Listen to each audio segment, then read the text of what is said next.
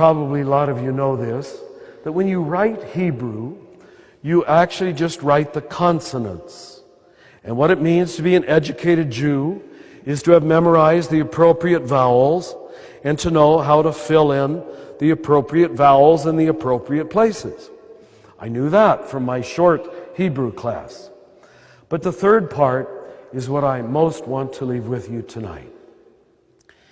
He said, did you know that the consonants used in the spelling of the sacred name, Yahweh, are in fact the only consonants that, if correctly pronounced, do not allow you to use your tongue or close your lips.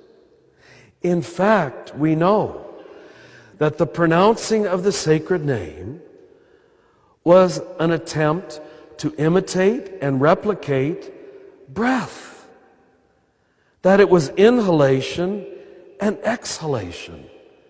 And then he began to do it into the microphone.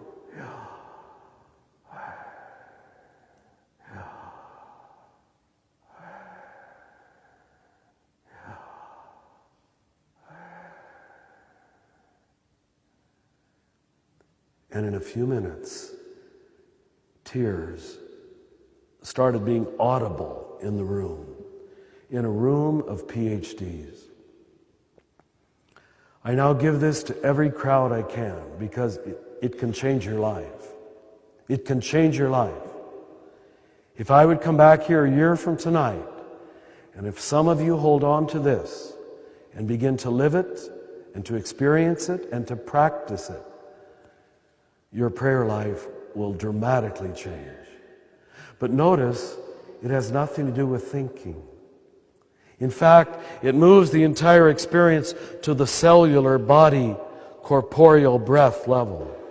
And it means, wonder of wonders, that the first word you ever spoke when you came out of your mother's womb was the name of God.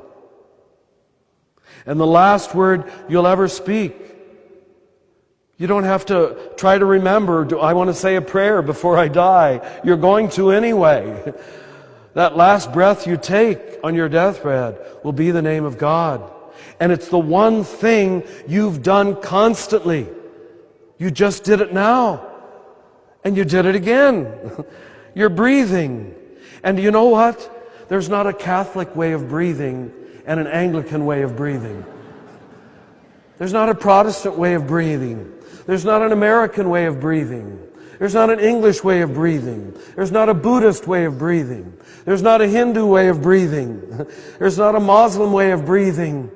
We're all doing this together. And this wonderful God has made the God Self that available, that democratic, that accessible. The gift is given. The only problem is the gift is not being received. We've made religion into a series of moral achievement contests.